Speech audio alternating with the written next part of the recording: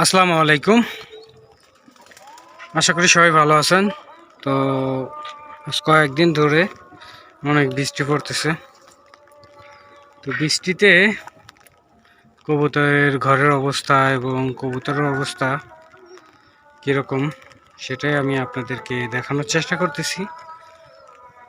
তো বৃষ্টির সময় সবথেকে বেশি প্রবলেমটা হয় যেটা বৃষ্টির মধ্যে যদি কোনো বাতাস টাতাস থাকে তাহলে দেখা যায় যে ঘরের মধ্যে পানিগুলা চলে যায়। এক্ষেত্রে বাসার সমস্যা হয় এবং বাচ্চাগুলোরও সমস্যা হয়। তো এক্ষেত্রে দেখা যাচ্ছে যে আমাদের প্রজেক্টটা অনেক সমস্যা হচ্ছে। তো এর একটা পদক্ষেপ নেওয়া খুবই প্রয়োজন, কারণ যেহেতু কবুতর আছে, এখানে ঘরগুলাও আছে, বাচ্চাও থাকে। কারণ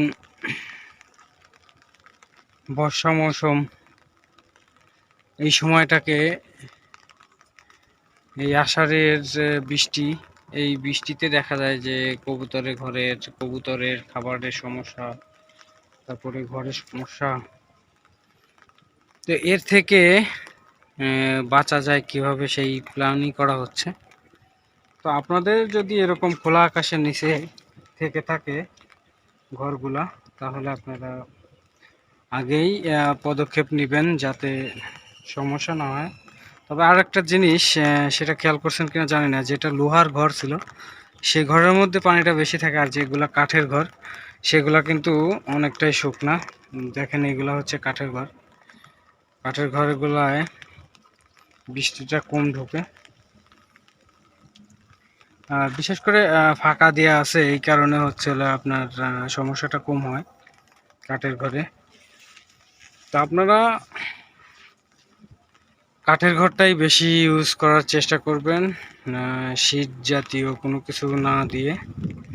তাহলে দেখবেন যে কবুতরগুলো ভালো রাখতে পারবেন। যেটা প্রবলেম পড়েছি আমরা, সেটাই আমি আপনাদেরকে দেখানোর চেষ্টা করতেছি, যাতে এরকম প্রবলেমে আপনারা যাতে না পড়েন, আগে থেকেই সতর্কতা করতেছি। দেখেন, কাঠের ঘরের কোনো সমস্যাই নেই, বৃষ্টিটা কম ঢুকেছে। কিন্তু যে লোহার শীট দিয়ে যে ঘরগুলো তৈরি করা ছিল সেগুলো একটু বেশি প্রবলেম। দেখেন, সামনে দিয়ে কিন্তু ভিজা, কারণ পানিটা তো বেরোনোর কোনো সুযোগ নেই এবং বেরোইতে পারে না, এই জন্য লোভে হচ্ছে এই ঘরগুলো বেশি সমস্যা হয়ে থাকে। অতএব আপনারা লোহার শীট দিয়ে ঘর তৈরি করা থেকে বিরত থাকবেন। কাঠ হয়তো বা বাঁশ দিয়েও আপনারা তৈরি করতে পারেন, দেখবেন ঘরগুলো ভালো থাকবে এবং সুন্দর থাকবে। তো আজকে এ পর্যন্তই, সবাই ভালো থাকবেন।